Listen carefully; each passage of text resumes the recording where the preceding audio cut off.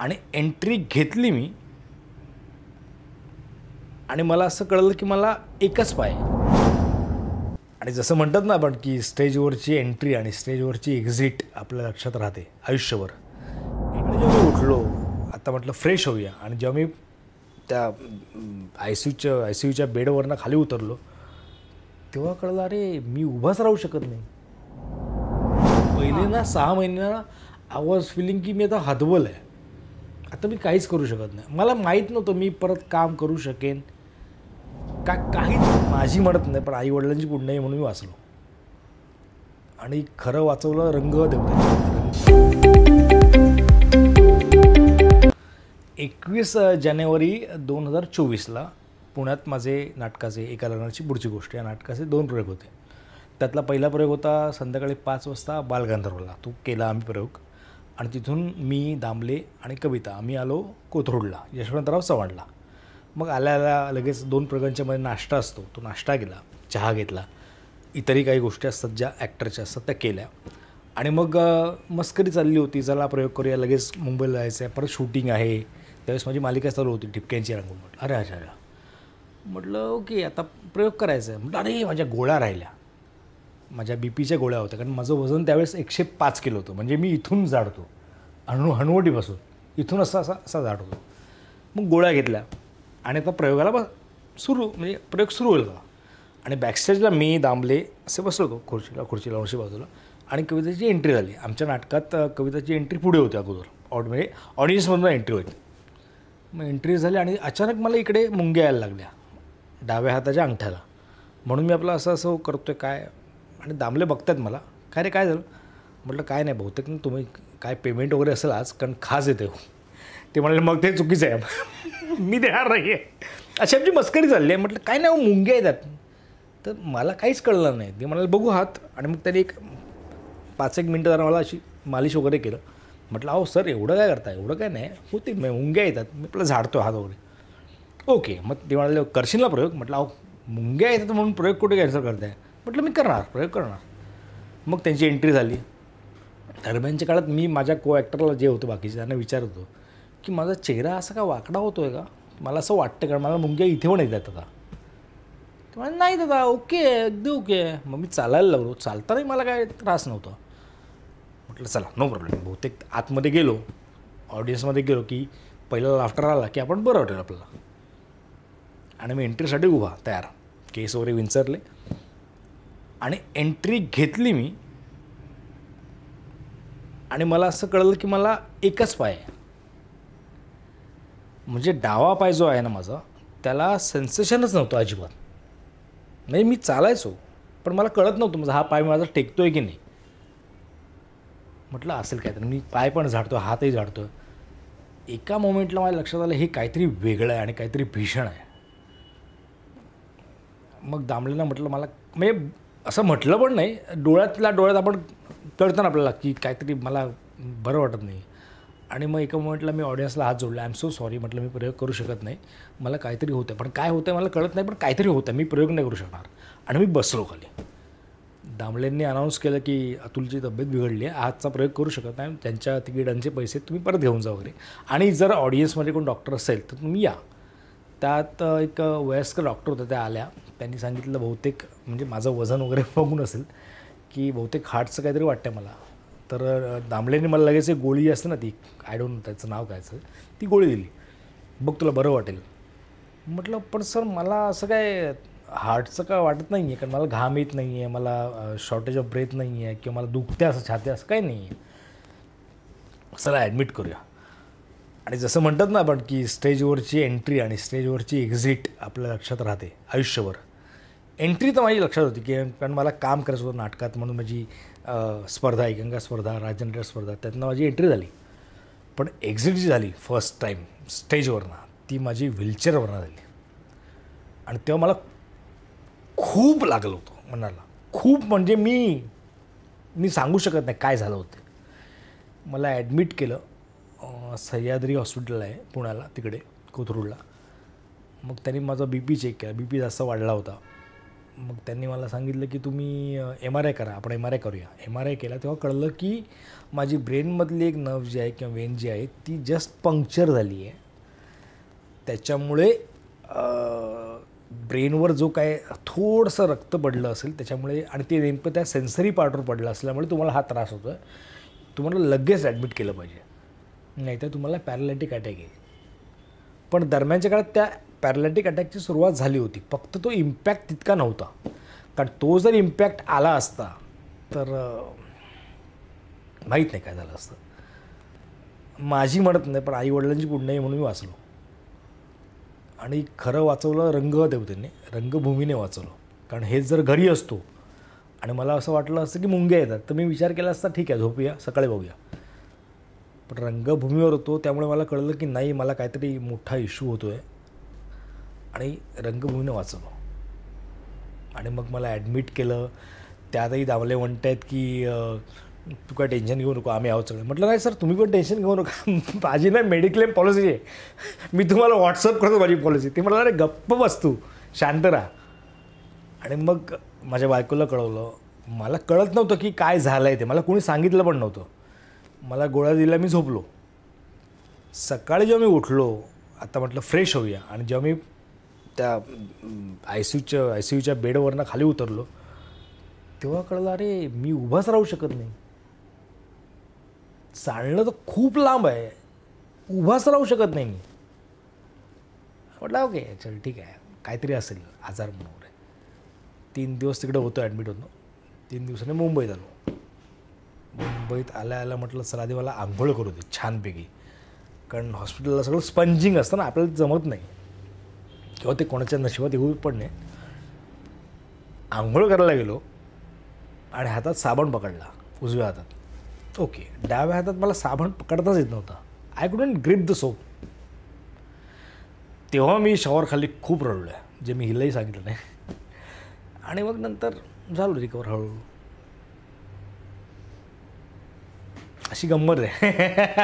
Strongly basically जेव्हा ही गोष्ट म्हणजे घरातली नवऱ्याला किंवा कोणालाही आपल्या अशी गोष्ट जेव्हा झाली हे फोनवर कळतं, तेव्हा तुम्ही कुठे होतात आणि काय सिच्युएशन तुमची झाली?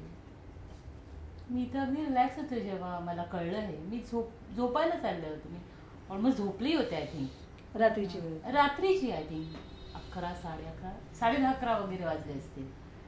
आणि फोन आला, कविताने फोन केला. आणि असं कधी कॉल येत नाही, अतुलचाही कधी कॉल येत नाही.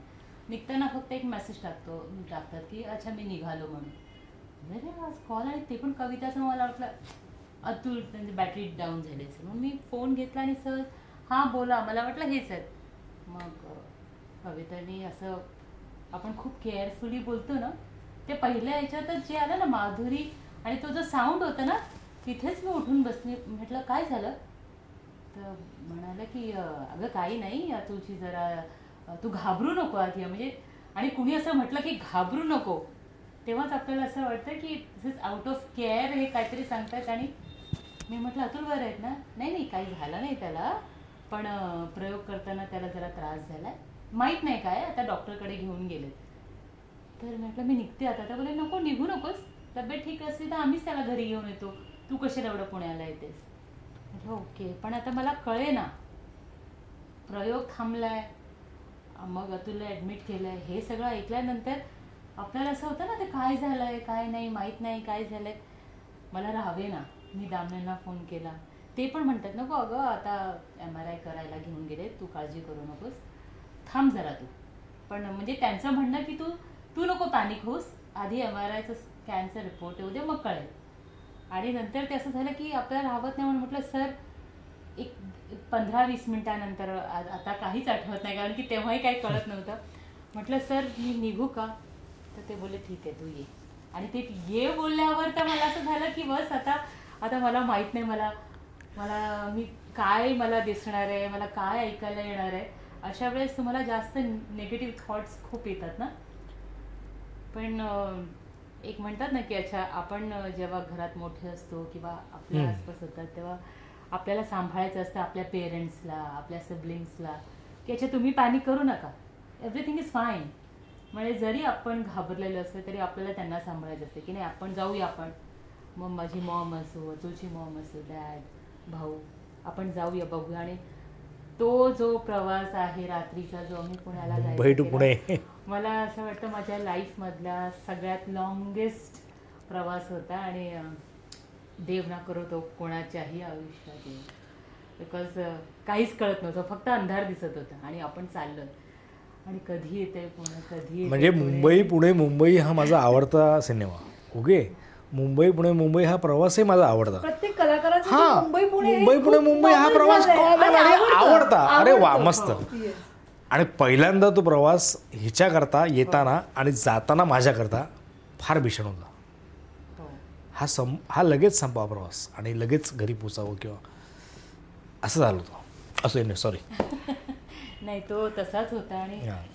तिथे पोहोचेपर्यंत असं होतं की मी जाऊ दे आणि असं अतुल मला बोलू दे, किती उशीर केलास, असं मला सतत असं वाटत होतं, किती उशीर केलास असं. आणि जेव्हा जेव्हा असं होतं ना की see being an actor, imagination, visualisation थोडं तुमचं स्ट्रॉंग असतं, तर मला असं वाटत होतं की ते बोलतील आणि मग मी कसं रिॲक्ट करेन. मी सतत अफर्मेशन वाईज मी हेच व्हिज्युअलाइज करत होते. पण मी तिकडे गेले आणि तेव्हा ते म्हणाले की ते आता झोपले. पण तरी मला असं वाटतं 3:30-4 वाजले असतील आणि मला असं वाटत होतं ते का झोपलेत, माझ्याशी बोलून का नाही झोपले ते. आणि ते म्हणजे ते म्हणाले की सकाळी या. आणि मला असं वाटत मी सकाळी एकदा कधी जाते आणि ते मला बोलतायत की तू किती उशीर केलास, तू आली का नाहीस लवकर. आणि मग नंतर गेलो, हॉटेलवर थांबलो आणि मग सकाळी गेल्यावर मग त्याच्यानंतर आतापर्यंत ते घरी म्हणजे तोपर्यंत असं होतं की अतुल घरी कधी असं शांत बसू देत नाही, काय ना काय त्यांचे वन लायनर्स चालूच असतात. आणि तेव्हा 3 दिवस ICU मध्ये मी त्यांना वन लायनर्स देत होती कॉमेडीचे. कॉमेडी म्हणजे कर्मा रिटर्न्स म्हणतो ना, की तुम्ही इतरांची भंकस करता तेव्हा तुमच्यावर कोणीतरी भंकस करतं. नॉट चेष्टेचा विषय नाही, पॅरालिटिक अटॅकचा इम्पॅक्ट होता ना, त्यामुळे मला सांगितलं होतं की तुम्हाला डाव्या हाताची मुवमेंट करायला लागेल व्यवस्थित. तर त्यामध्ये एक ना असा व्यायाम होता की समजा हा खांदा आहे तर ते अझूम करायचं आणि इथून असं बोट लावायचं. उजव्या हाताने आपण सहज लावतो, त्याचा डाव्या हाताने लावायचं तुम्ही असं सहज. तर मला हे लावताच येत नव्हतं अजिबात, कारण ना काहीतरी झालं होतं ना डेफिनेटली. तर माझा हात ना असा इकडे जायचा, कधी इकडे जायचा, असा कधी नाकाजवळ जायचा, कधी डोळ्यात जायचा. ती हसायची ग, असा पण गेलाय असा, अरे इकडे कुठे गेला, इकडे आणि इकडे यायचं इकडे. कारण तुमची नर्वस सिस्टीम किंवा काय काय म्हणतात त्याला मला माहीत नाही, ते नसतंच ना, तुमचं कोऑर्डिनेशन नसतं, तुमचं कंट्रोल जातो त्याच्यामुळे. म्हणजे आत्ता असं वाटतं आपल्याला बोलता बोलता की अरे मी आता ह्या मुवमेंट करतो, हा किती इझी आहे, त्याच्यात काही नाही, याच्यात सायन्स नाही आहे. पण याच्यात सायन्स आहे बॉस. हे तुम्ही आत्ता इतकं सहज करताय, तसं त्यावेळेस मला ह्या हाताने करता येत नव्हतं अजिबात. म्हणजे या हाताने मी समजा हा मोबाईल उचलला तर त्यावेळेस मला या हाताने मला ग्रीपच करता येत नव्हतं अजिबात, अशी अवस्था. मोठी गोष्ट आहे. वन ऑफ द एक्सरसाइज असं होतं की मोहरीचे जे दाणे असतात ना ते उचलायचे आणि ठेवायचे, अशी एक्सरसाइज आहे. ते सुद्धा उचलणं किती कठीण होतं जेव्हा तुमची हेल्थ सफर करते. ते तेव्हा कळतं की आपण किती ब्लेस्ड, जेव्हा आपण फिट असतो तेव्हा किती ब्लेस्ड असतो आपण. आणि आपण किती ग्रँटेड घेतो कोणतीही गोष्ट, की हां ठीक आहे बसलो, हां ठीक आहे मी झोपलो किंवा उठलो, काय असं बसायला काय होतं आहे. पण ते जेव्हा आपण आजारी पडतो तेव्हा आपल्याला कळतं. आणि अतुलचे एक मुवमेंट असे होता ना की बसणं म्हणा, हात उचलणं म्हणा, चालणं तर खूप लांबची गोष्ट आहे. आणि अतुलला असं फर्स्ट टाइम बघितलं होतं अशा कंडिशन म्हण. नाही, कारण मी ना शांत स्वभावाचा माणूस नाहीच आहे, पहिलं म्हणजे नव्हतोच, मी आताही नाही आहे रिकवर झाल्यानंतरही. पण त्यावेळेस मी ना असा गप्प झालो होतो कम्प्लीट, गप्पा आणि एकदम अशी कळत नव्हतं काय झालंय, बॉडी अशी पूर्ण सोडून दिलेली संपलं हां असं असं ना. मतलब बॉडी ने जवाब दे दिया था कि बस अब मैं कुछ नहीं करने वाला. Like dad. आणि ते बघून ना म्हणजे ते जेव्हा झोपायचे, बिकॉज त्यांना झोपायला सांगायचे, मे बी ते मेडिकेशन्स असते, तेव्हा त्यांना बघून खूप त्रास व्हायचा की असं या माणसाला आपण कधीच नाही पाहिलं. म्हणजे माझं लग्न झाल्यापासून मी कधीच नाही पाहिलं. आणि तेव्हा असं बघत होते की त्यांना जस्ट फक्त त्यांना असं थोडं सपोर्ट देऊन उभं करायला, म्हणजे त्या बेडवरच उभं करणं, म्हणजे असं झोपायच्या सिच्युएशनमध्ये ते करणे किती डिफिकल्ट होतं, ते तेवढंही करू शकत नव्हते. कारण ना आपण बघतो फिल्ममध्ये किंवा सिरियलमध्ये असं वगैरे की हॉस्पिटलचा सीन असला की तुम्हाला खूप अशा नळ्या वगैरे असतात, तर ते खूप होतं मला, इथे काहीतरी टोचलं होतं, इथे काहीतरी होतं, वायर्स खूप, तर मी म्हटलं हे काढा ना, हे काय, याची गरज नाही मला. मशीन्स खूप साऱ्या, आणि ते मग ते तुम्हाला हँडल करायला लागतं, तुम्हाला हात ठेवता येत नाही, ते दुखतं खूप. म्हटलं यार हे काय आपल्या आयुष्यात अचानक झालं आहे. त्यामुळे मला असं त्यावेळेस असं वाटलं होतं की नाही बॉस, तुम्ही बाकीच्या कुठल्याही म्हणजे कुठलीही गोष्ट तुम्ही ग्रँटेड पकडू शकता, तुमची हेल्थ कधीच ग्रँटेड पकडू नका. म्हणजे सर्वात मोठी इन्व्हेस्टमेंट आहे तुमची, ही तुमची हेल्थ आहे. हेल्थला ग्रँटेड पकडायचं नाही कधीच. म्हणजे आपण म्हणतो की माझं वजन वाढलं आहे, म्हणजे त्याच्यामुळेच झालं असं काही नसेल किंवा असंही असेल, पण नका करू शक्यतो. म्हणजे मला असं वाटतं की मी खूप फूडी आहे, मला खूप आवडतं खायला. मी रात्री एक कधीच खाण्यावर कंट्रोल, म्हणजे 105 झालेलं कंट्रोल हा शब्द नव्हताच, ते पारच तुटलं, म्हणजे फाटलं होतं कपडे. आमचं भांडण्याचं एकमेव कारण जेवण. मी रात्री 11:30-12 वाजता जरी आलो ना शूटिंगवरनं, त्याने मला भूक लागलेली असेल ना, तर मी फ्रीज उघडून प्रॉपर जेवण गरम करून, जेवण म्हणजे प्रॉपर जेवण हा, रात्री 11:30 वाजता म्हणून मी एवढाच राईस खाईन, प्रॉपर राईस, 2 पोळ्या, असं व्यवस्थित जेवायचं, स्टार्टर वगैरे सगळं व्यवस्थित, पूर्ण ताट भरून. अगदीच वाटलं रे मजा आली, थांब ऑमलेट करूया, मग जाऊन ऑमलेट पण करायचो 12 वाजता रात्री. पण ती सवय होती म्हणण्यापेक्षा ते मला आवडायचं म्हणून. आवडतं त्यांना. फक्त मला एकच वाटतं की आवड तुम्ही शक्यतो कोणी टाळू नका, पण एक म्हण आहे आपल्या मराठीमध्ये, फार छोटी म्हण आहे, अति तेथे माती. कुठल्याही गोष्टीचा अतिरेक वाईट. मग त्यावेळेस मला ना कविताची वाक्य इतकी आठवायची ना, कविता मला म्हणायची, अरे डाएट म्हणजे कमी खा असं नाही, म्हणजे तुम्ही खाऊच नका असं नाही आहे, सगळं खा. आता ती सगळं खायची, पण प्रमाण ठरव. चिकन खायचं ना तर 2 पीस चिकन खा. आमच्याकडे काउंटिंग नव्हतंच ना, आमचं काउंटिंग डायरेक्ट 10 पासून पुढे ना. आता कोलंबी राईस असेल तर तो असा दिसला पाहिजे ना राईस ताटामध्ये, 1 वाटी राईस कधी नसतं गं. पण तेव्हा ती म्हणायची की अरे अतुल असं नको करूस, तू प्रमाणात खा, सगळं खा पण प्रमाणात. ते आत्ता कळतंय. त्यानंतर अतुलमध्ये खूप बदल आहे, 360 डिग्री. Yes complete. फक्त फूड बद्दल नाही, फक्त डिसिप्लिन, डिसिप्लिन, बिहेवियर, सगळ्या गोष्टींमध्ये आता लाईफकडे बघण्याचं दृष्टिकोन वगैरे सगळं खूप चेंज झालं. आणि तुम्हाला कळतं का ज्यावेळेस तुम्ही ना बघा, एक लाईफ म्हणजे आता मला माहीत नाही, ह्या 15-16 महिन्यात मला ते एक कळलं, तुमचा स्टार्ट होतो 0 तुम्ही जाता वरपर्यंत जाता. त्याला तो वर जाण्याला काय हे नाही आहे, बाउंड्री नाही आहे. तुम्ही जेवढे जाल ना तेवढं कमीच असतं, कारण कुणी ना कुणीतरी वर तुमच्यापेक्षा वर असतो.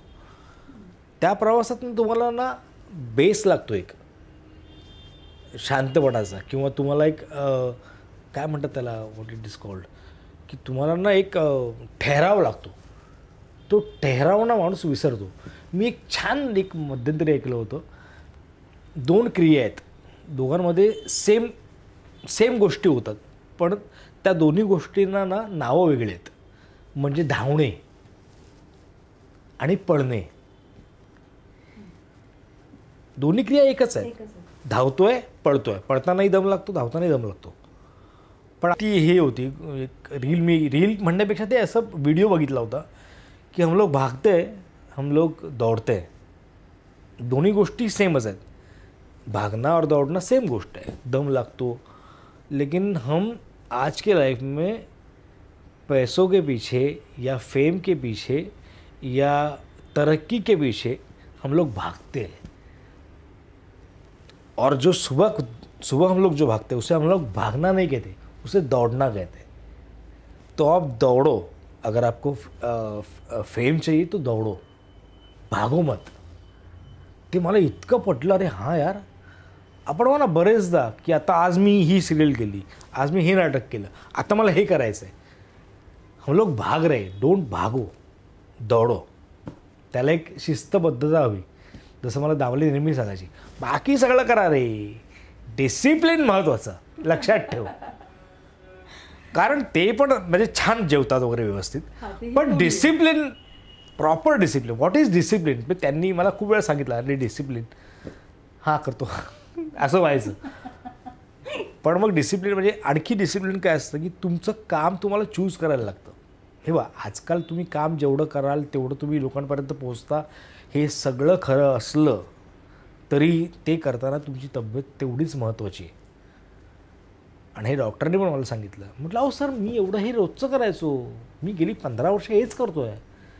डॉक्टर मला एक ओके म्हणाले, अरे 15 वर्षापूर्वी तू 15 वर्ष लहान होतास, आता 15 वर्ष गेली आहेत, तू काय छोटा स्पॅन नाही आहे. 15 वर्षाने तू 15 वर्ष मोठा झाला आहेस. मग तुझ्या तब्येतीने मोठा झाला आहेस, वजनाने मोठा झाला आहेस, तू वजन वाढलं आहे, हे सगळं तुला कंट्रोल करायला पाहिजे होतं. आणि त्याच्यामुळेच झालं आहे असं पण सांगता येत नाही, पण ते झालं आहे. जी गोष्ट घडायची ती घडली. किस्मत. मला एक गोष्ट ह्या 15-16 महिन्यात ती कळली की तुम्ही कितीही प्लॅन करा, काही नसतं तुमच्या हातात, सगळं वर प्लॅन असतं. तुम्ही म्हणाल मी हे करेन, मग मी हे करेन, मग मी हे करेन, त्याच्या हातात आहे. तुम्ही फक्त काम करा. हे असं तुला आधी कधी नाही बोलले. मी कधीच नाही, मी माझं प्रॉपर प्लॅनिंग असतं. मी हे करणार, मी ते करणार, माझं प्रॉपर प्लॅनिंग. अरे तुझं काही नसतं प्लॅनिंग. प्लॅनिंग सगळं वरचा माणूस करतो, वर जो बसला ना तो करतो. तू फक्त काम करत असतोस. ते काम करताना खूप हेल्दी लेवलने आणि खूप फोकस्ड पद्धतीने काम करतो, असं असतं. अरे पण खूप म्हणजे ह्या 15-16 महिन्यात ना मी शिकलो बऱ्याच गोष्टी. काही गोष्टी ज्या मी करायला नाही पाहिजे होत्या, ज्या मी करत होतो, त्या सगळ्या गोष्टी मी बंद केल्या. म्हणजे आता कळलं का? म्हणजे ते लक्षातही येत नाही. ओके. त्याच्यानंतर किती वाजता तुम्ही तुमचा दिवस स्टार्ट केला पाहिजे, किती वाजता संपवला पाहिजे, त्या दरम्यानच्या काळात तुम्ही काय केलं पाहिजे, हे सगळं तुम्हाला ठरवायला लागतं. तुम्हाला प्लॅन करायला लागतं. म्हणजे कसं की तुम्हाला डिसिप्लिन व्हायला लागतं. ते बऱ्यापैकी झालं म्हणजे ते त्यांनीच केलं असेल, मी झालो नाही. पण हेल्थ वाईज आता त्याच्यानंतर ही प्रोसेस सगळी होत असताना खाणं पिणं ह्या सगळ्यावर नियंत्रण ठेवणं, किती द्यायचं, काय द्यायचं, ह्या सगळ्या बारीक सारीक गोष्टींकडे खूप बारकाईने बघावं लागलं. बिकॉज ऑलरेडी हीच फूड. त्यामुळे कितीही काही करा ते कंट्रोल ठेवणं तुमच्या हातात होतं. आणि ठीक आहे आता ते ठेवतील, पण शेवटी जिभेवरची चव आहे ती आपण काही करू शकत नाही. पण ना ती इच्छाच नाही व्हायची. म्हटलं खरं सांगू का, पहिले 3-4 महिने माझी इच्छाच नव्हती व्हायची की नको मला काय नको. कारण ना एक तर ना मुळात इतकं काम म्हणजे टचवूड काम इतकं दिलं होतं देवाने मला की मला सवय होती कामाची. मी कधीच घरी नव्हतो. मी फक्त करोनामध्ये 18 महिने घरी होतो. त्या 18 महिन्यात पण मी एक मालिका केलीच, स्टार प्रवाहाला, नॉन फिक्शन होतं ते, केलंच मी ते. पण घरी बसून काय करायचं आता, असं होतं ना. पण किती बघणार टी व्ही, किती काय बघणार. आणि त्यावेळेस माझी मेंटल हेल्थ सांभाळण्याचं काम माझ्या बायकोने केलं आणि माझ्या आईवडिलांनी केलं, माझ्या सासू सासऱ्याने केलं. की नाही बॉस, ओके होत आहे, इट्स अ गॅप. म्हणजे हे तुम्हाला देवाने सांगितलं की बस खूप जोरात धावतो आहेस, जरा स्पीड कमी कर, शांतपणे काम कर, त्याकरता तू 2 वर्ष आराम कर. हे स्ट्रिक्टली वरच्यांचा प्लॅन आहे, म्हणून हे झालं आहे. तेवढं फक्त कर. नाहीतर ना मेंटली तुम्ही स्टेबल नसाल ना त्या काळात, त्या या आजारपणाच्या काळात तुम्हाला खूप त्रास होतो. सवय आहे ना रोजचं, रोज सकाळी उठायचं शूटिंगला यायचं. आज मी 15 महिने किंवा 12 महिने जे काय झाले मी काम नाही केलं.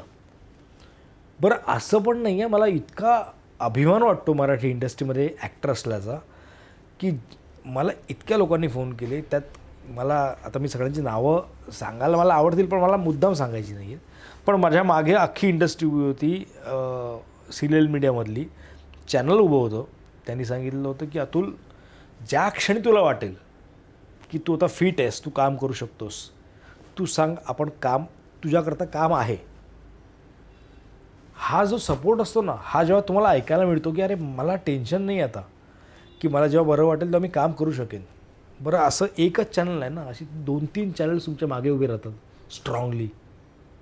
तेव्हा तुम्हाला कळतं. जेव्हा मला असं वाटलं की आता मला काम करायचं आहे, आता मी बरा झालो आहे, पण मी कसा कमबॅक करू, मला मालिकेतनं कुठला तरी रोल करायचा आहे, म्हणून असं नको. तेव्हा स्पेशली स्टारने पण सांगितलं होतं, झीने पण मला ते नाट्यगौरवच्या माध्यमातून ती एक संधी दिली की ते पण इतकं विचित्र होतं ते सगळं की अतुल परचुरेला मानवंदना द्यायची आहे, ती अतुल तोडणकर देतो आहे. बरं, अतुल परचुरे माझा खूप आवडता नट, ज्याने मला पहिला फोन केला होता या आजारपणात. त्याने मला सांगितलं होतं, खबरदार, जर तुला 100% बरा झाल्याशिवाय तू आलास तर बघ, जोपर्यंत तुला बरं वाटत नाही ना तोपर्यंत येऊ नकोस. हे अतुल दाराशी मी खूप छान बोललो होतो, मला खूप बरं वाटलं होतं. आणि मला इतकं बरं वाटलं की सूर्याची पिल्ली आता येते, आता हा काम करतो आहे पुन्हा एकदा, मजा येईल बघायला. आणि ते जे काय घडलं ते, आणि त्याला मानवंदना द्यायची ती मीच. आणि माझ्या बाबतीतही हे झालं आहे. आणि मला आता उभं राहायचं आहे. माझा पहिला परफॉर्मन्स, खूप दिवसानंतर मी स्टेजवर एंट्री घेतली. जसं मी तुला म्हटलं मगाशी की माझी एक्झिट झाली होती व्हीलचेअरवरनं, जी मी एंट्री घेतली. आणि त्या एंट्रीला मला असं, आय डोंट नो मला ते त्यावेळेस काय झालं होतं, ते सगळं आलं भरून की आपण पूर्वीसारखेच आहोत, पूर्वीचे नट आहोत, पूर्वीचंच अतुल तोडणकर आहे. आणि आता मी अतुल परचुरेचं कॅरेक्टर करतो आहे. आणि ते करताना मला जो काय रिस्पॉन्स मिळाला किंवा ती जी वाक्य लिहिली होती ती, त्याचा लेखक तेजस, मला वाटतं तेजस रानडे आणि ऋषिकेश जोशी, त्यांनी जे काय स्क्रिप्ट लिहिलं होतं, मी 7 ते 8 दिवस आम्ही तालीमी केल्या. तालमीत मी रोज रडलो आहे. कारण ते पहिलं वाक्य होतं जेव्हा पुलं विचारतात अतुल परचुरेला की काय रे अतुल, झालास का सेटल? तर अतुल म्हणतो की नाही अजून. खरं सांगू, खरंच नाही झालं. अजूनही बायकोची, मुलाची, मित्रांची आठवण येते, खूप आठवण येते. आणि मग त्यात लिहिलं होतं, मुन्या कसा आहेस तू? नाही रे, नाही नाही नाही नाही नाही नाही ही नाही जमत यार, एक ॲक्टर म्हणून पण आणि एक माणूस म्हणून पण नाही करू शकत तुम्ही काम. आणि मला त्यावेळेस ना ते ही सगळी वाक्य मी जेव्हा डिलिव्हर करत होतो त्यावेळेस मला काही दिसत नव्हतं, मला कळत नव्हतं मी काय बोलतोय काय नाही. तू सगळ्या या प्रवासातून मी नुकता बाहेर पडलोय पडलाय आणि अशा माणसाविषयी बोलतोय की ज्याने मला खूप वेळा गाईड केलं होतं प्रत्येक वेळेस की पुलं करायचं आहे, तू काय करत होतो. म्हणजे फुवाय फुवाने मी पहिल्यांदा पुलं केले होते. मी त्याला विचारलं होतं, तू लढा की मी ते दात लावू का? तर म्हणाला नको, काही गरज नाही आहे, कॅरिकेचर करू नकोस, कॅरेक्टर कर. मग ते कॅरिकेचरिश होईल खूप, दात बीत लावलेस तर. कॅरेक्टर कर, छान बोल, व्यवस्थित, तुझं डिक्शन उत्तम आहे, छान बोल. इतकं मनापासून सांगणारा माणूस आपल्याला, आणि आज तोच नाही आहे आणि त्याच्याविषयी आपल्याला बोलायचं आहे. तुम्ही नाही यार, तुम्ही ॲक्टरचं लाईफ इतकं सोपं असतं. मला अगोदर वाटायचं यार ॲक्टर मस्त परफॉर्म करायचा, लोकांची वाहवा घ्यायची, फोटो काढायचे, सह्या द्यायच्या. नाही यार, ते लाईफ जगणं फार कठीण आहे. आणि जर जेन्युअनली ॲक्टिंग करत असाल तुम्ही तर त्रास होतो अशा माणसांविषयी. असो. बरोबर. इथे मी आवर्जून एक गोष्ट विचारेन, ती म्हणजे या पूर्ण प्रवासात बायकोची तर साथ लाभलीच लाभली, जसं तू म्हणाला सर पूर्ण इंडस्ट्री होती तुझ्यासोबत, पण एक म्हणतात ना जवळची व्यक्ती, हक्काची व्यक्ती, अशी कोण होती इंडस्ट्रीमध्ये मित्र म्हणून? खरं सांगू, अगदी खरं,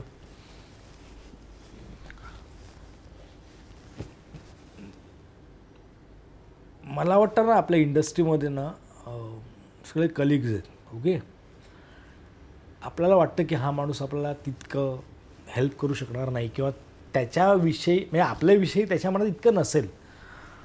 पण the one and only Prashant आमले, त्या माणसाने मला खूप स्ट्रॉंग सपोर्ट केला. म्हणजे त्यांच्याबरोबर बोलताना मला वाटायचंच नाही की मी आजारी आहे म्हणून. ए कसा आहेस, त्यांची तुला माझ्या नाटकात काम करत बघतोस ना तू, अशी काय आता नवीन नाटक आहे, त्यांची एनर्जी असते ना. आपण येतो ना, हॅलो काय म्हणता, कसे आहेत, 10, 20, 30, 40, मग 50. ते येतात 50 नाही, डायरेक्ट 50. अरे काय, अरे एवढं थांबा, मी आता ह्याच्यावर मी कुठं जाऊ. तसं त्यांच्याबरोबर बोलताना कधी वाटायचं नाही की मी आजारी आहे म्हणून. एक ते, आणि माझी एक खूप जीवष्ट कंठस्थ मैत्रीण आहे, जिचं वय 76 आहे, ती म्हणजे विमल म्हात्रे. ज्या खूप चांगल्या ॲक्ट्रेस आहेत. त्यांच्याबरोबर बोलून मला या गोष्टी खूप, म्हणजे हा प्रवास माझा सुखावा झाला थोडासा, की त्याच्यामध्ये टेन्शनची शक्यता प्रचंड होती. मेंटल स्ट्रेस किंवा मेंटल प्रॉब्लेम्स किंवा बऱ्याच सगळ्या गोष्टींची शक्यता खूप असताना ह्या माणसांबरोबर बोलून मी खूप शांत झालो, रिलॅक्स झालो होतो. अशी 2 माणसं. बाकी असतात आपल्याबरोबरचे, बाकी असतातच, आईवडील असतात, सगळे असतात. पण ज्यांच्या फोनने तुला आधार वाटला असे हे दोन व्यक्ती होत्या. म्हणजे मला इतकं बरं वाटलं, नॉट बरं का ॲक्च्युली, काय ते त्या फिलिंगला काय म्हणतात मला कळत नाही, मला तर नावच द्यायचं येत नाही. दामले रात्री 2 वाजेपर्यंत होते का हॉस्पिटलला. आज त्या माणसाला माहीत नाही मला गरज, हा शब्द फार छोटा आहे, थिटा आहे, कारण 500 प्रयोग ज्यावेळेस झाले नाटकाचे आमच्या, त्यावेळेस त्यांनी सगळ्यांसमोर स्टेजवर माझं नाव घेतलं होतं आणि सांगितलं होतं की 500 प्रयोग माझ्या नाटकाचे बरेच झाले, बऱ्याच नाटकांचे 500 प्रयोग झाले, पण ह्या 500 प्रयोगात ह्या नाटकात मला मिळाला तो माझा मित्र अतुल तोडणकर. आणि त्यावेळी मी असा आणि इथून असा होतो, इतक्या मोठ्या ॲक्टरने तुम्हाला मित्र म्हणणं, इतक्या मोठ्या ॲक्टरने तुमचं नाव घेणं, मित्र म्हणणं वगैरे, पण नाव घेणं माझं मित्र ते अरे मोठी गोष्ट होती. आणि आम्ही काय मजा केली बापरे. म्हणजे हां ठीक आहे, म्हणजे ते किस्से आहेत, पण अशी माणसं तुमच्या आयुष्यात येत आहेत ना, मला खूप बरं वाटतं. नाही तेव्हा जेव्हा अटॅक आला होता तेव्हा पण ते रात्री खूप वेळ, म्हणजे मी पोचायच्या अर्धा तास आधीच पर्यंत ते नंतर हॉटेलवर गेले, म्हणजे 2:30-3 पर्यंत तिथे होते, कॉन्स्टंटली कॉन्टॅक्टमध्ये होते. आणि नंतर मग असं पण नाही की आता तिथे कोणीच नाही आहे, पण त्यांनी तिथे सोय केली होती की अच्छा आम्ही आलो तर आम्हाला पण सेटल करण्यासाठी किंवा अतुलकडे लक्ष ठेवण्यासाठी, किंवा मी तिथे थांबले 3-4 दिवस तर बघ, बिकॉज अतुल बेडवर आहे तर मग काय लागेल काय नाही लागेल. त्याच्यानंतर पण आऊ आहेत, त्यांच्या मेसेज ज्या आहेत त्या पण एखाद्या एकदम लिटरली आईसारख्या, बरी आहेस ना, काय प्रॉब्लेम नाही आहे ना, इथे जिथे थांबली जिथे आम्हाला राहण्याची सोय केली होती त्यांनीच केलं होतं ते सगळं.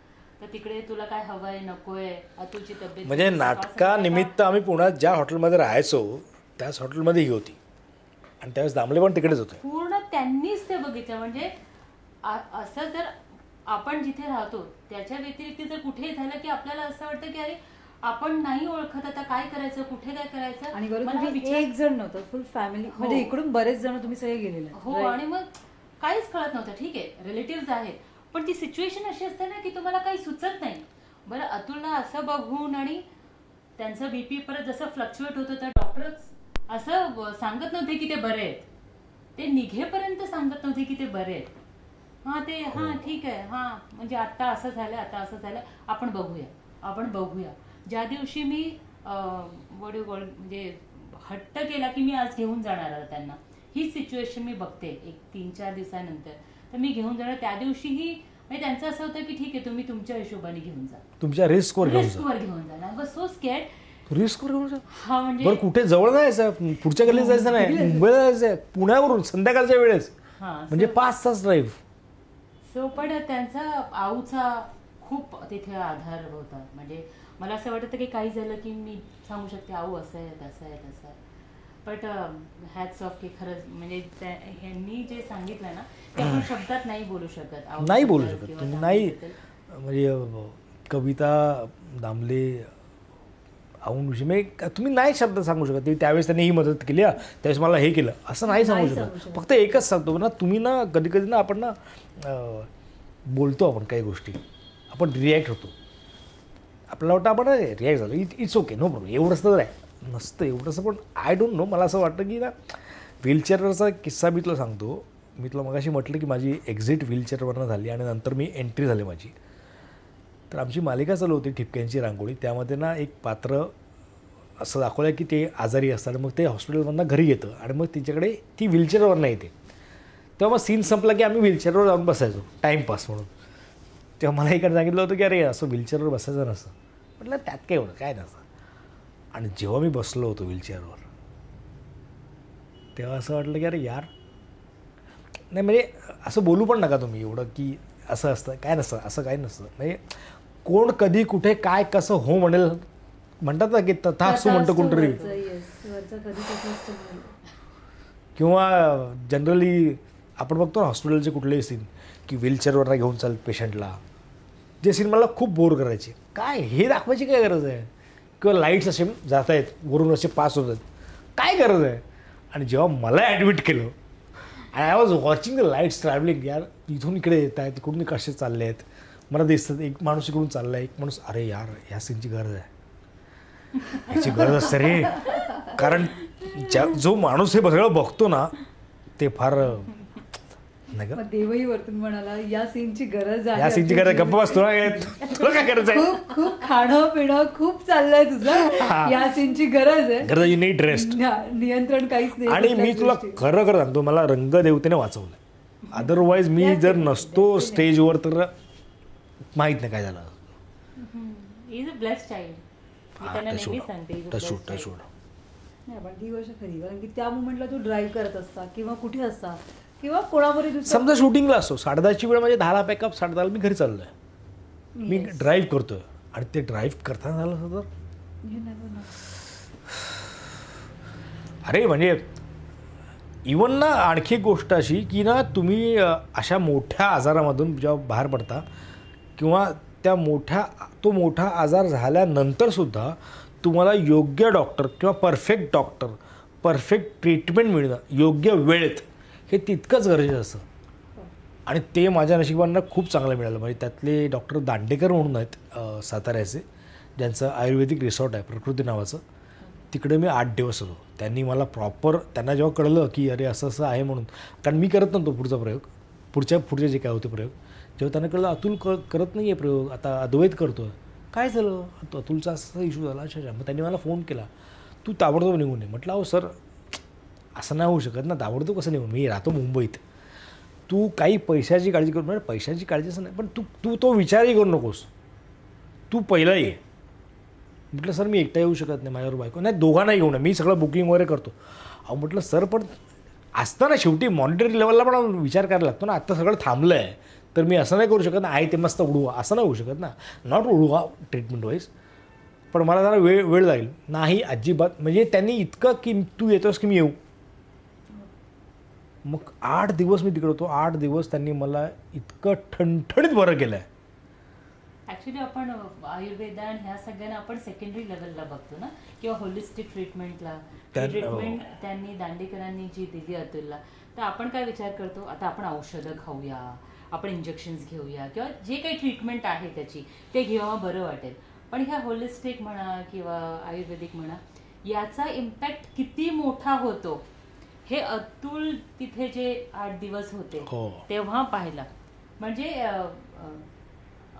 फिजिकल वाईज, अपीरियन्स वाईज, ते जे सकाळी 5 वाजल्यापासून जे रात्रीपर्यंत त्यांचं जे असायचं टाईम टू टाईमचं, आणि त्या 7 का 8 दिवसानंतर जो अतुलमध्ये बदल होता अगेन, बिकॉज अतुलचे बरेच म्हणजे ट्रीटमेंट्स घेतले आणि त्यातला दिस वॉज द वन की ज्याचा थोडा मोठा इम्पॅक्ट आला पॉझिटिव्हली. म्हणजे मी ते इतकं घाबरलो होतो ना, मी म्हटलं होतं की तुम्ही मला ट्रीटमेंट सांगा, मी करतो. मी सगळं केलं आहे. You won't believe. ॲलोपॅथी, त्यांना पहिला प्रश्न मी हा विचारला होता की सर मी 9:15 वाजता बीपीच्या गोळ्या खाल्ल्या आहेत, मला 6:15 वाजता बीपी शूट कसा का होऊ शकतो. त्यावर त्यांचं उत्तर नव्हतं. पण ॲलोपॅथी आपण करतोच पहिली. होमिओपॅथी, आयुर्वेदिक, ॲक्युप्रेशर, ॲक्युपंक्चर, नॅचरोपॅथी, योगा, हे सगळं केलं आहे मी. जे मी आयुष्यात कधीच केलं नव्हतं ना, ते सगळं केलं आहे. आणि नशीब की या घरामुळे पण आणखी, जसं टेरेसवर आता खाली जायचं चालायला तर लाज वाटायची का, म्हणजे आपल्याला चालता येत नाही, लाज वाटण्यापेक्षा अरे असं कसं येतं, एकटा कसं जाऊ. मग इकडे चालायचो मी टेरेसवर. बारीक बारीक गोष्टीत म्हणजे सांगणारं खूप आहे, पण त्यात काय म्हणजे ओके, इट्स अ स्ट्रगल. म्हणजे हा नवीन जन्म आहे. म्हणजे मस्करी वाटेल बरेच जण की पुनर्जन्मदिवस, पण नाही, हा ॲक्च्युअल इट्स अ रीबर्थ. की तुम्हाला तुमच्या हाताला शिकवायला लागतं की आता हे असं उचलायचं, हे असं करायचं. मग त्यांनी मला एक वेगळी दिली होती की हे आपण करतो ना, हे असं तुम्हाला करता येतं का.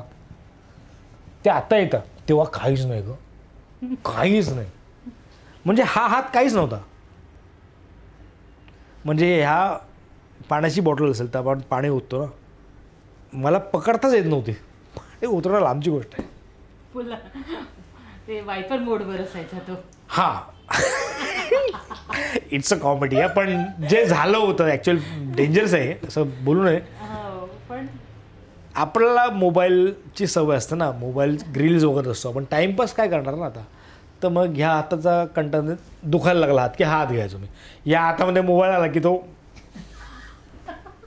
तर माझं असं अरे अरे थांब ना रे.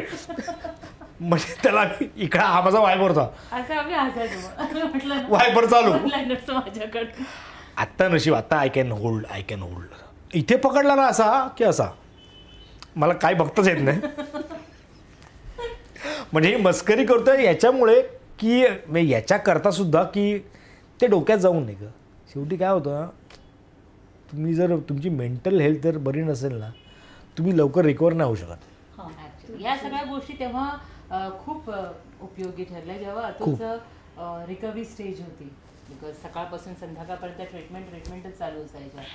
बिकॉज त्या आधीच्या 6 मंथमध्ये ब्रेनच्या इंजरीला तेव्हा रिकव्हरी फास्ट असते. मग ह्या सगळ्या छोट्या छोट्या गोष्टी आम्ही हसायचो. हे जे काय व्हायचं ना किंवा अतुलची एक्सरसाइज वगैरे, तर अतुल आणि आम्ही दोघंच होतो, त्यामुळे आम्ही हसायचो आणि मग परत ट्रीटमेंट करायला लागायचो. पण त्यामुळे मग अरे फार मजा पण केली. म्हणजे मजा करायला पाहिजे होती म्हणून केली. म्हणजे एक तुला सांगतो, ॲक्युप्रेशर आणि ॲक्युपंक्चरचं माझी ट्रीटमेंट चालू होती दहिसरला. तर त्यांचं क्लिनिक इकडे असं, राईट साईडला एक मालवणी खाणावळ आणि लेफ्ट साईडला एक कोकणातली खाणावळ. त्यांच्या तिकडे गेलं की सुगंध, चिकन, मच्छी, फिश वगैरे. म्हटलं अहो सर तुम्ही ना हे बदला, कारण मला इकडे आलं की मला भूक लागते. सकाळी 9 वाजता तळतात मच्छी वगैरे वगैरे. म्हटलं काय कसं. त्यांनी सांगितलं हे खायचं नाही आहे, हे तामसी पदार्थ आहेत, हे खायचं नाही आहेत वगैरे. अहो कसं, माझ्या तोंडासमोर इकडे मच्छी तळत आहेत आणि मी खायचं असं कसं. 9 वाजता हां, मग माझे सगळे प्रयोग तिकडे होते, थिएटरला नव्हते, क्लिनिकमध्ये. असो, पण ठीक आहे. पण ही पूर्ण जर्नी खरंच एक पूर्ण फ्लॅशबॅकमध्ये सगळी घेऊन गेली. आयुष्य सगळं एक लहानपणापासूनचं अतुल आठवलं असेल या पूर्ण प्रवासात. काय काय चुका झाल्या आहेत किंवा काय काय मी आत्तापर्यंत कोण जवळचे नातेवाईक म्हणत सगळे छोटे छोटे मुवमेंट्स आठवले असतील तुला या पूर्ण जर्नीमध्ये. आणि मुळात म्हणजे घरात एकटं असल्यावर जो नेहमी, जसं तू म्हणालास, नेहमी मी धावणारा, नेहमी पळणारा, आज मी घरात आहे. लकीली टेरेस यू हॅव, तो वेगळा मुद्दा. पण घरात एक डांबून ठेवलं गेलं तुला या पूर्ण ह्याच्यामध्ये. मी हतबल होतो. मी पहिले ना 6 महिन्यांना आय वॉज फिलिंग की मी आता हतबल आहे, आता मी काहीच करू शकत नाही. मला माहीत नव्हतं मी परत काम करू शकेन काहीच माहीत नव्हतं. म्हटलं आता प्लॅन नाही करायचा की प्लॅन करूया, कारण मला माहिती आहे, मला चांगलं आठवतं मला सर्दी, ताप, खोकला काहीच नाही व्हायचं गं. आणि हे पण वाक्य मी ऐकलं होतं दाबलेंचं, की त्यांनी पण म्हटलं मला सर्दी, ताप, खोकला असं काय नाही, छोटं मोठं काय नाही, डायरेक्ट हार्ट अटॅक त्यांना. म्हटलं सर मला पण सर्दी खोकला काय, डायरेक्ट ब्रेन ॲव्हरेज. पण हे आणि ना याच्यामुळे तुम्हाला कळतं, जसं म्हणतात ना की प्रत्येक माणसाच्या आयुष्यात ना एक वाईट काळ यावाच लागतो. तो वाईट काळ येऊन गेला की तुम्हाला चांगल्या काळासाठी तुम्ही प्रिपेअर होता. तुम्हाला कळतं कोण आपले आहेत, कोण नाही आहेत, आपण कसं वागलं पाहिजे, कोणाशी कसं बोललं पाहिजे. कधी कधी आपल्या बोलण्यातनं थोडंसं का होईना पण समोरचा माणूस जर हर्ट होतो आहे आणि त्यावेळेस आपल्याला खरंच कळत नसतं, अरे ओके एवढं काय नाही, एवढं काय मी बोललो नव्हतो, पण तो होतो ना हर्ट होतो, तर नका बोलू, नको असं नको. किंवा तुमचा रोल काय इकडे, तुम्ही कसे वागला पाहिजे, तुम्ही कसं तुमचं आयुष्य प्लॅन केलं पाहिजे. प्लॅन म्हणजे तुम्ही तुमच्या आयुष्यात काय काय गोष्टी केल्या पाहिजेत, किती मर्यादेपर्यंत. जसं म्हणतो ना अति तेथे माती, अति नका करू, सगळ्या गोष्टी करा पण जास्त नको. हे सगळं आठवतं नंतर ग, प्रॉब्लेम तो आहे. हे आधी लक्षात आलं असतं तर, पण ते कळत नाही ग, काहीच नव्हतं ना. बघ ना, मला कसला स्ट्रेस नाही, मेंटल स्ट्रेस काहीच नाही. देवाच्या दयेने माझे नाटकातली कामं चालू होती, सुंदर नाटक, असं नाटक मिळत नाही कोणाला आयुष्यात. दामलेंसोबत 700 प्रयोग केलेत नाटकाचे, 600 प्रयोग झालेत आणि सुपर्ब चाललं आहे. बरं रोलही चांगला, कौतुक होतं आहे तुझ्या कामाचं. ठिपक्यांची रांगोळीमध्ये एक असं कॅरेक्टर मिळालं, कुकी बऱ्यापैकी फेमस झाला होता. म्हणजे फेमस झालं तर फेमस ठीक आहे, पण मला काम करताना मज्जा यायची. सगळं उत्तम चाललं होतं. घरी बायको इतकी सुंदर बायको, इतकी छान बायको, मुलगा छान, आई वडील छान, सासू सासरे छान, सगळं उत्तम, भाऊ छान, सगळं काही म्हणजे टचूड असं काही कंप्लेंट करायला असं काही नव्हतं की मला हे नाही आहे. असं सगळं छान चालू असताना हा 6 पॅक म्हणजे माझ्याकडे फॅमिली पॅक होता ना, 6 पॅकची गरज नव्हती मला. आणि अचानक घडलं म्हणजे एका रात्रीत की तुम्ही आज बरे आहात एका रात्रीत पण नाही गं ना. 5चा प्रयोग माझा संपला 8 वाजता. 8 वाजता मी बालगंधर्वमधनं बाहेर पडलो. तिकडे मला वैभव मांगले भेटला. तेव्हा तो मला बोलला, अरे त्याने मला फोन केला होता नंतर की मला तेव्हा तू वाटला होतास की दमलेस म्हणून. म्हटलं अरे दमतो ना, आपण नाटकाचा प्रयोग करून आपण दमतोच ना, इतकं काय नाही. आणि पुढचा प्रयोग करायचा होता, मला जायचं होतं कोथरूडला. कोथरूडला जाईपर्यंत डोक्यात काय होतं, असं काय होईल म्हणून. तिकडे पोचतो काय, आपण नाश्ता करतो आम्ही एकत्र, चहा घेतो, गोळ्या घेतो बीबीच्या मी, आणि अचानक सुरू होतं. खूप डेंजरस, खूप डेंजरस. पण म्हणून काय लाईफ जगायचं सोडायचं असं नसतं ना. ठीक आहे, okay, it's an experience. Will power शेवटी खूप स्ट्रॉंग होती. विल पॉवर, आणि तुम्हाला ना एक खूप सपोर्ट लागतो चांगला. म्हणजे आपल्या या फील्डमध्ये, आमच्या ज्या फील्डमध्ये, जे फील्ड खूप अनसर्टन आहे, आज काम आहे उद्या मिळेल की नाही माहीत नाही, असं असताना अख्खं चॅनल जेवढी आहेत तेवढी, म्हणजे झी असो, स्टार असो, तुमच्या मागे स्ट्रॉंगली उभे आहेत की ते सांगतात तुम्हाला की डोंट वरी, तुला वाटायचं ना, तुला काम करायचं ना, तुला जेव्हा वाटेल की yes now I can do, मी काम करू शकतो, तू आम्हाला सांगा, तुझ्याकरता काम आहे. या सगळ्या कॉल्समुळे अतुलला खूप सपोर्ट मिळाला होता. म्हणजे अतुल म्हणजे जे सुरुवातीचे 4-6 महिने होते जेव्हा तब्येत डाऊन होती, म्हणजे ते पण डाऊन होते, तेवढे स्ट्रॉंग नव्हते ते मेंटली. आणि मग नंतर जेव्हा बरे व्हायला लागले तर मग वेगळे विचार येतात ना आपले. तोपर्यंत आपल्याला विचार नसतो फिनान्सचा, प्रोफेशनचा, सक्सेसचा, घर कसं चालेल किंवा फिनान्स, हे सगळं काही विचार नव्हता. बिकॉज तेव्हा ती रिकव्हरी, म्हणजे बाबा हे करायचंय मला, फक्त हे करायचं, बेसिक लेवल लवकर बरं व्हायचंय. आणि नंतर जेव्हा त्यांना एक थोडं बरं वाटायला लागलं आणि मग त्यांना असं विचारलं की अच्छा आता मला जरा बरं वाटायला लागलंय, पण पूर्ण कधी बरं वाटेल, मला काम करायचंय, मग ते कसं करता येईल आता. बिकॉज मला वाटतं आमचं लग्न झाल्यापासून अतुल इतक्या दिवस घरी कधीच राहील, इतक्या दिवस काय 2 दिवस पण नसायचे घरी लिटरली. गणपतीला पूजेसाठी त्यांना ॲडव्हान्सली सांगावं लागायचं की या दिवशी पूजा आहे आणि पूजेला बसायचंय, म्हणून तेवढा फक्त अर्धा दिवस ते घरी असायचे. त्यामुळे आम्ही कधी एकत्र तसा टाइमही स्पेंड केला नव्हता. कोविडमध्ये असं होतं की तेव्हा मग माझं काम चालू होतं, त्यामुळे आम्हा दोघांना म्हणजे माझं ट्रान्सलेशन म्हणा, डबिंग म्हणा, ते चालू होतं. पण आता असं झालं की मलाही माझं काम बंद करायला लागलं. म्हणजे आम्ही असं वाटत होतं की in a way it's a blessing की आम्ही एकत्र आहोत आता. आणि गंमत म्हणजे तेव्हापासून आतापर्यंत कधीच असं झालं नाही. आणि आता आम्हाला एकत्र राहावंच लागतंय. बिकॉज मी त्यांना ट्रीटमेंटसाठी घेऊन जायची किंवा घरी असलं की त्यांची केअर करणं, त्यांच्या बरोबर राहणं. आणि मला असं दिसायला लागलं की अच्छा अतुल थोडासा विचार करतायत आता याचा, कामाचा म्हणा किंवा याचा म्हणा. आणि जेव्हा त्यांना हे चॅनल्सचे कॉल झाले किंवा काही डिरेक्टर्सचे, रायटर्सचे कॉल झाले, तेव्हा ते दिसायचं ना आपल्याला, चेंजवर दिसायचा. आणि त्याच्यामुळे अतुल हॅपीनेस चेहऱ्यामध्ये बदल किंवा बोलण्यामध्ये एक सिक्युरिटी की ओके फाईन, मला घाबरायची गरज नाही, माझ्या बरोबर लोक आहेत जे मला सांगतात की यू डोंट वरी, तू फक्त तब्येतीकडे लक्ष दे, तू बरा हो, we are there for you.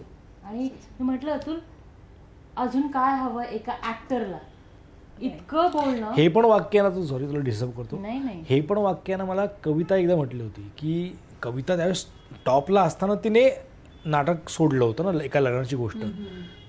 तुला कसं काय, तू म्हणजे एवढ्या लेवलला असताना तू कसं काय सोडलं. असं काय नसतं, चांगल्या ॲक्टरला मरण नसतं. तेव्हा मला चांगल्या ॲक्टरला मरण नसतं, ओके, हे वाक्य ऐकायला बरं वाटतं. पण जेव्हा ते अनुभवायला मिळतं की अरे हां यार, एक थोडक्यात ती एक पावती मिळाली मला की हां यू आर बरा ॲक्टर आहेस तू, अगदीच थुकरट नाही आहेस, तुला काम आहे, डोंट वरी. तुझं सपोर्ट मिळतो ना, it's a big thing, it's a really big thing. व्यक्ती पण चांगला आहे, व्यक्ती चांगला आहे ते आहे.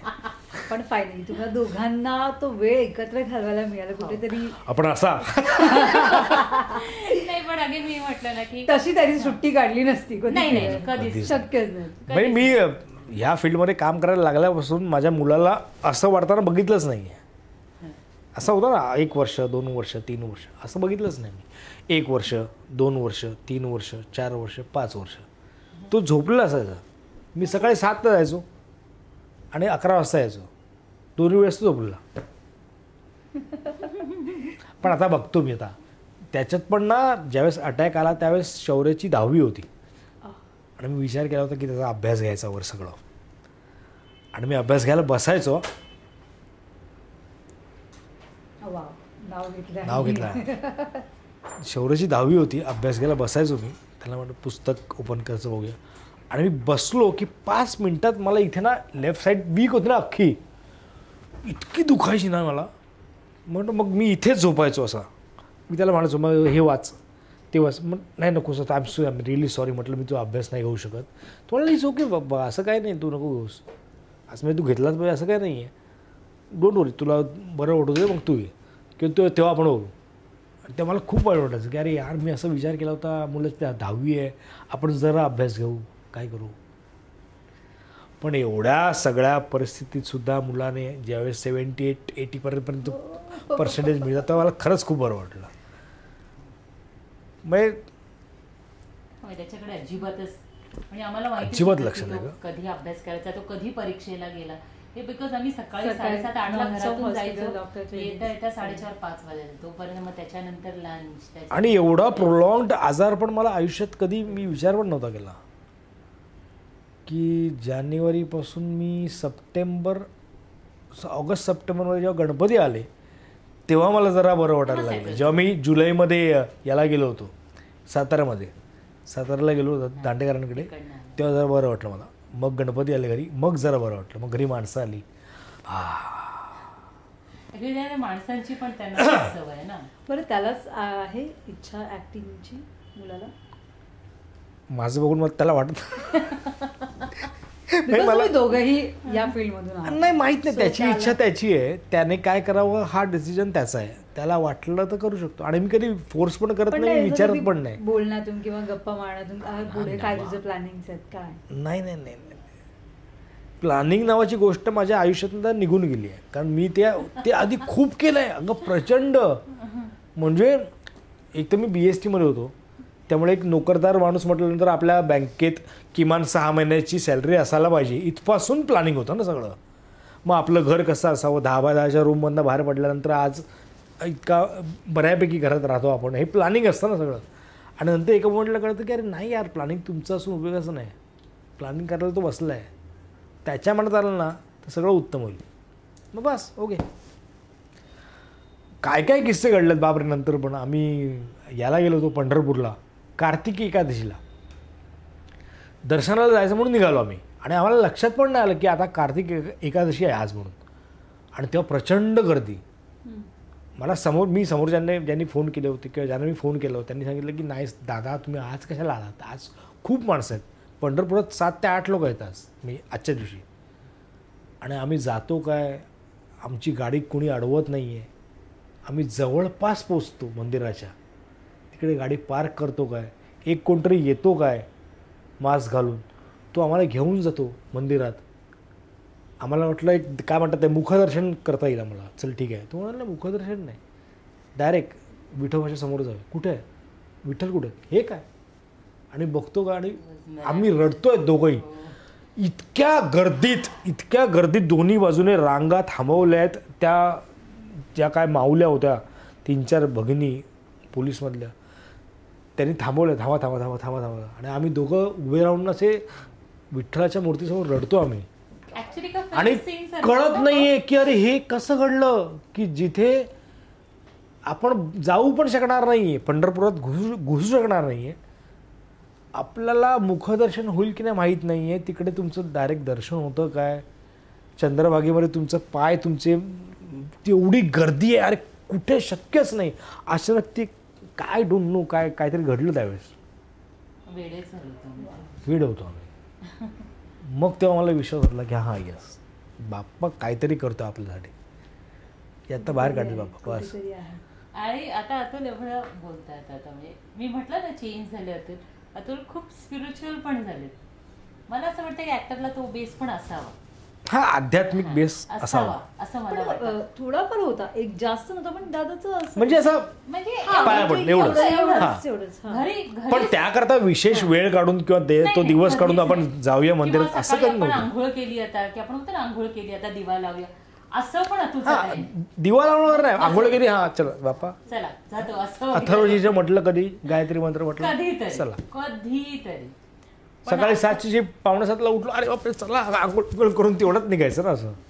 आणि आता अतुल असं त्यांना आता आवडतं, त्यांना ऐकतात, बोलतात. नाही ना, आवडतं म्हणण्यापेक्षा आता ते कळलं असेल may be, I don't know. मला काय ती भावना मला एक्सप्लेन करता येत नाही की काय झालं आहे. आत्ता मला शहाणपण सुचलं असं मी म्हणत नाही, किंवा करून करून थकलो आणि आता असं पण नाही आहे. आय डोंट नो, ते मला वाटतं करावं असं मी करतो, किंवा वाटत नाही तर मी नाही करत. इतकं सिम्पल आहे.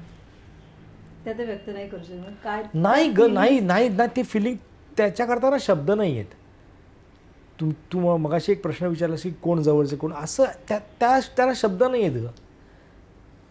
कोण कधी म्हणजे एक अनोळखी माणूसही मदत करून गेला, पण मी ते व्यक्तच नाही करू शकत कसा कोण करून गेला. तो देवदूत होता, लाईक असं आहे. म्हणजे आता दर्शन देणारा पण तो कोण होता, मास्क घालून आला, तो तुम्हाला घेऊन आला, तो कोण होता माऊली माहित नाही, पण तो तुला डायरेक्ट घेऊन गेला. आणि बरं, मी सोलापूरला इतके प्रयोग केले नाटकाचे. सोलापूरच्या हॉटेलमध्ये आम्ही इतके वेळा राहिलोय, पण कधीच डोक्यात नाही आलं अक्कलकोटला जावं.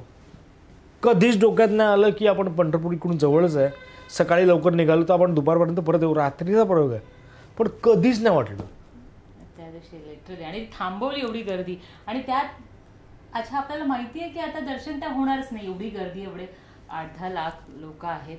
आणि मग नंतर जेव्हा कळलं की आपण मंदिरात चाललोय, आणि आज लाईक ते सांगायच्या आधी की समोर आहेत, आणि ते बोले मंदिरात चाललो, तर मंदिरात आणि काय कळे ना, बिकॉज ते सगळ्या कपड्यांनी झाकलेलं असतं.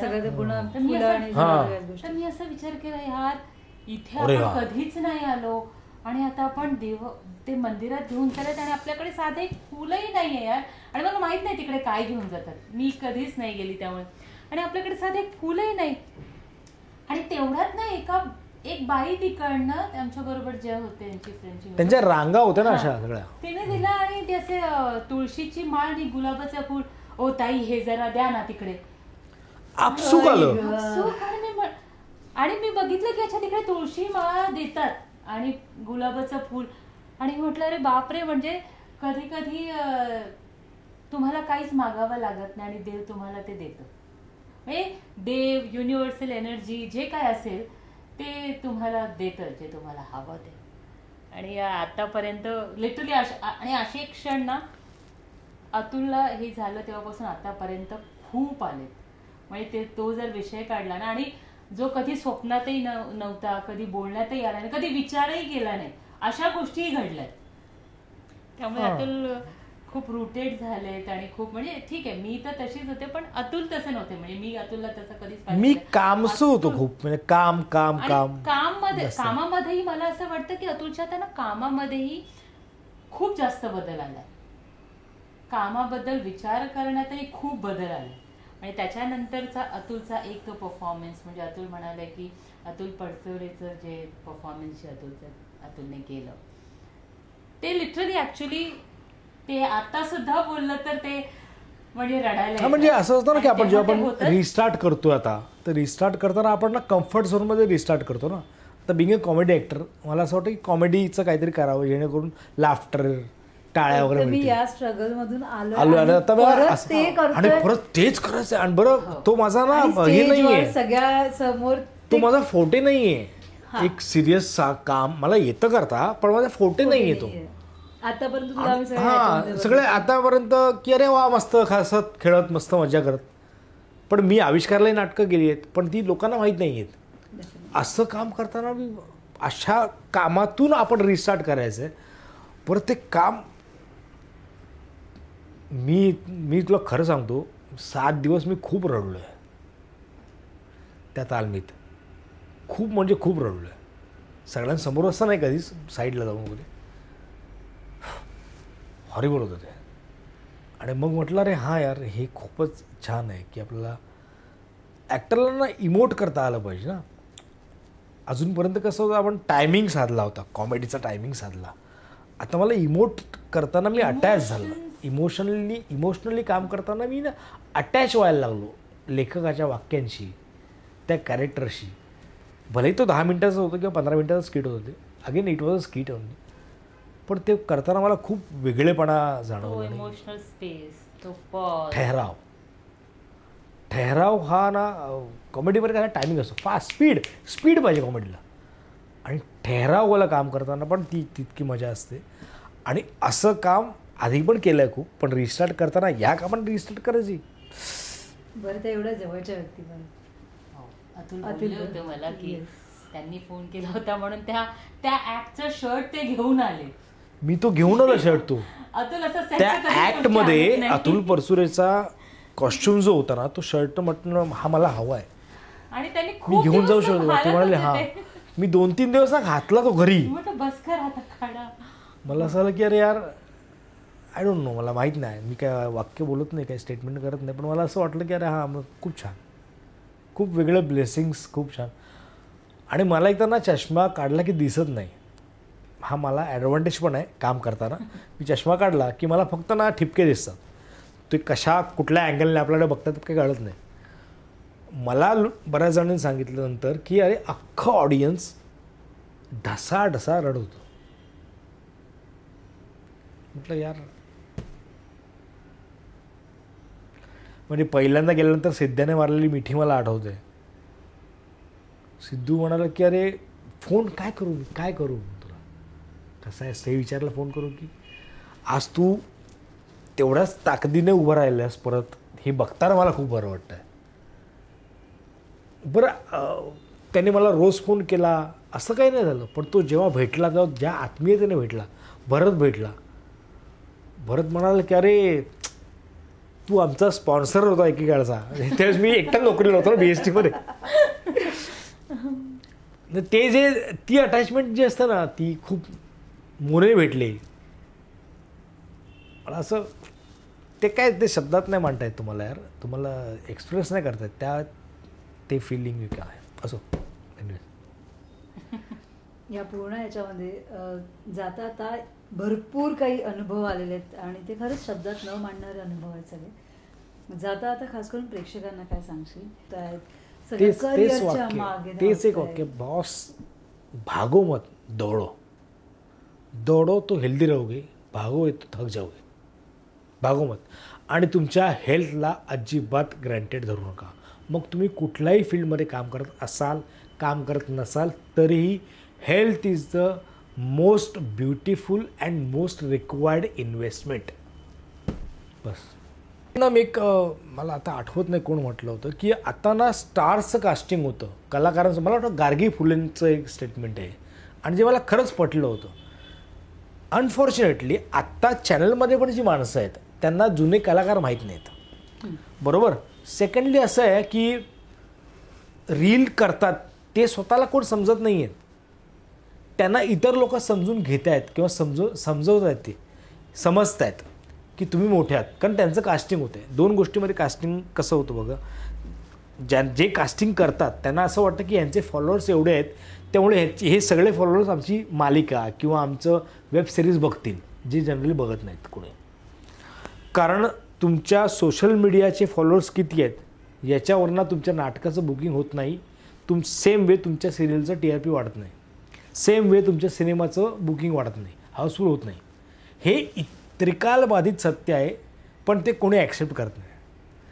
दुसरी महत्त्वाची गोष्ट जी याच्या एक कॉईनची दुसरी बाजू आहे, जी फॅक्ट आहे, ज्याला तुम्ही संधी देता नवीन मुलाला, तो तुम्हाला कधीच कामाच्या वेळा, कामाचं मानधन विचारत नाही. हे फॅक्ट आहे, हे कोण बोलत नाही, हे मला वाटतं बोलावं. कारण जर मला एखादा, समजा मी प्रोड्युसर आहे, मला एक ॲक्टर हवा आहे, मला ॲक्च्युली नग हवा असतो, मला ॲक्टर आजकाल नकोच असतो, मला ॲक्टर कोण नको आहे, मला नग हवा आहे. ह्या 2 सीनमध्ये 4 आर्टिस्टचा सीन आहे, 3 मला नग हवे आहेत जे फक्त ऐकतील. त्यांना वाटतं की ते ॲक्टर आहेत, मी नाही समजत आहे. मला ते स्वस्तात मिळतात, मी त्यांना किती वेळ काम करू शकतो, म्हणजे त्यांना सांगू शकतो 7 ते 12 शिफ्ट आहे, हो सर करेंगे.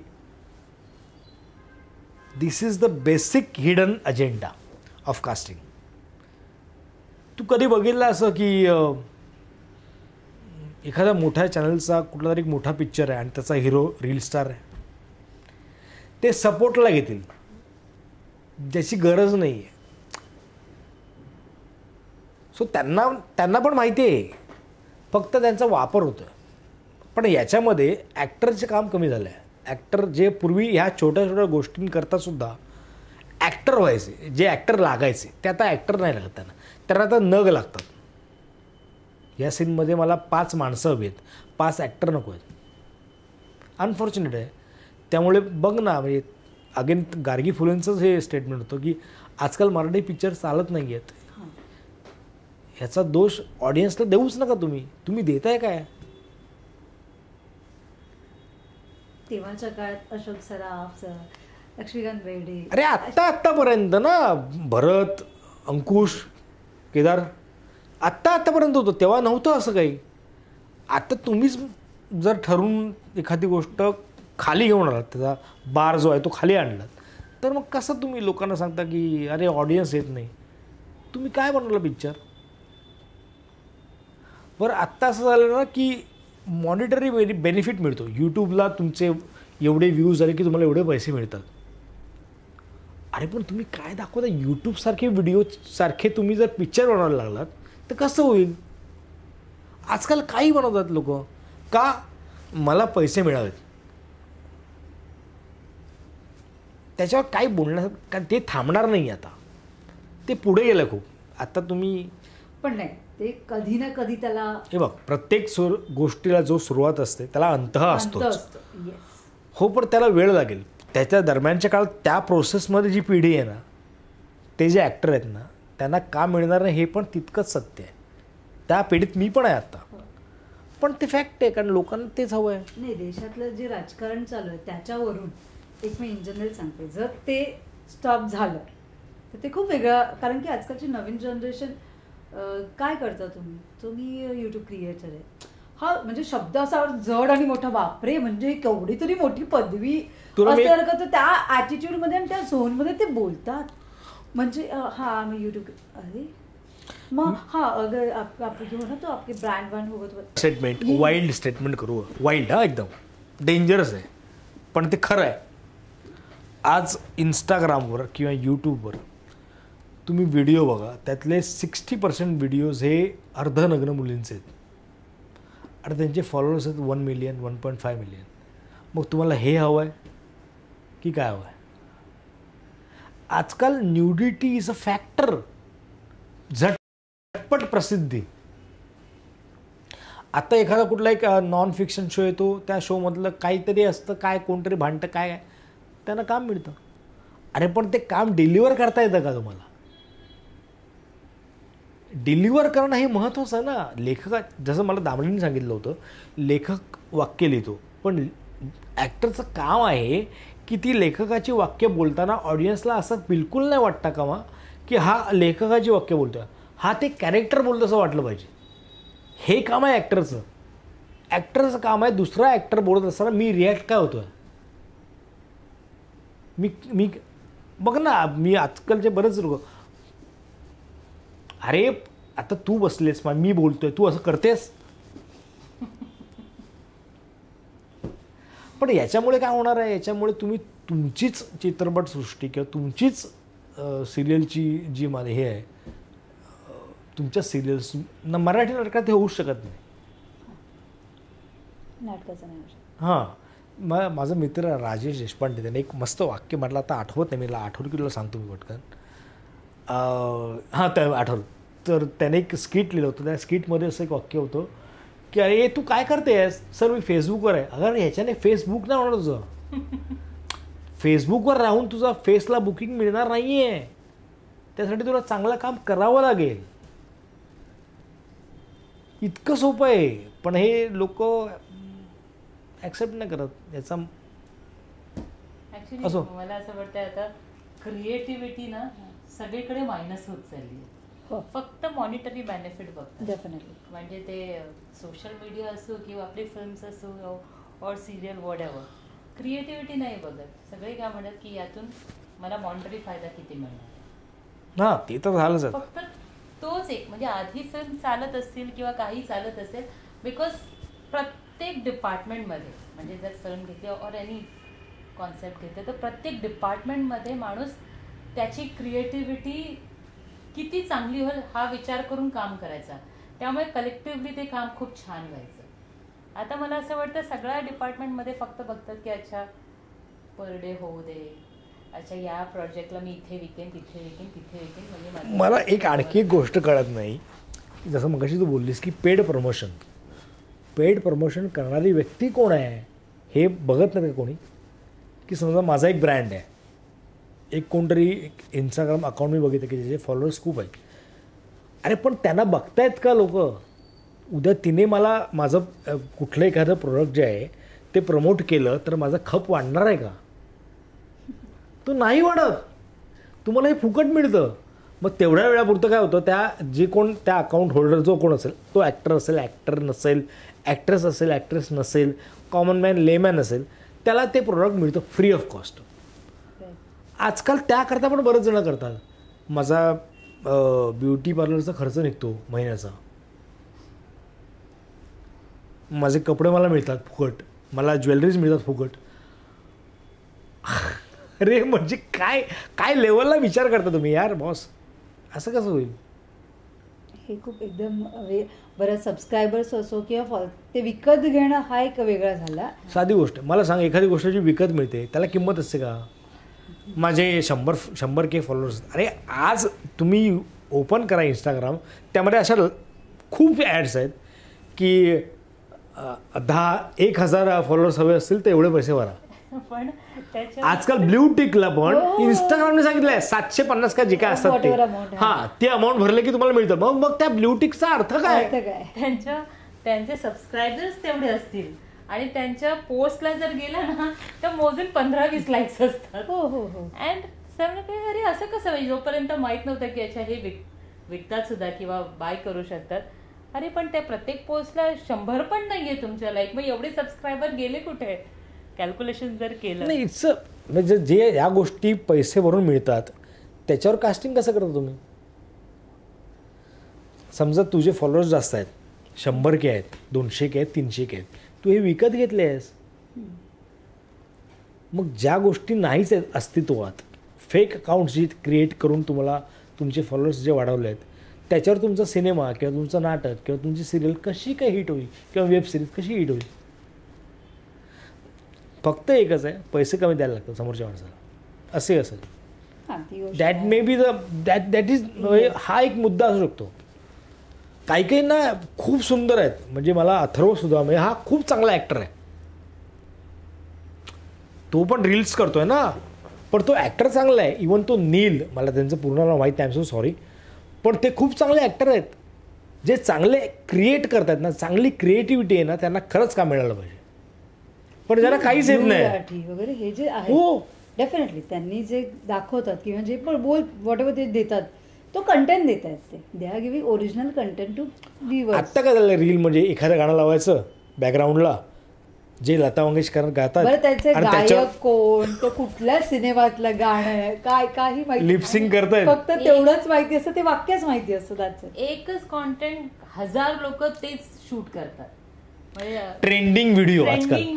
येस हो. अरे ट्रेंडिंग तुमचा म्हणा की तुमचा स्वतःचा व्हिडिओ ट्रेंडिंग. याच्यामध्ये असं नाही म्हणत. आता पॉझिटिव्ह गोष्ट अशी आहे की संजू राठोडसारखा एक सिंगर मिळाला, जो गुलाबी साडी म्हणा, जो चांगला आहे उत्तम आहे ते. मी आज मी कुठेतरी ऐकलं, ते न्यूज होती की तिकडे ते गाणं वाजलं अमेरिकेत, कुठलं तरी काय अवॉर्ड फंक्शन मध्ये. शेकी ते माझी कंबर नाही कांती, कुठली ते तांबडी तांबडी चमकते उन्हात, ते गाणं त्या लेवलला वाजलं. Okay, oh my God, it's a good ना, इट्स काय म्हणतो हे आपण कमावलं.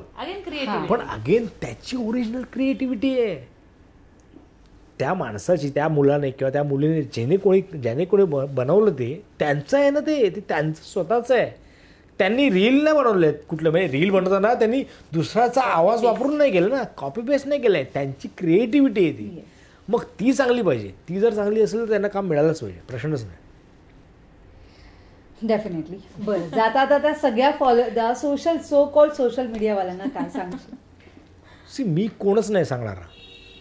हां, ते झालंच आहे, पण साधी गोष्ट आहे, ज्यांना जे करायचं आहे ते करणारच.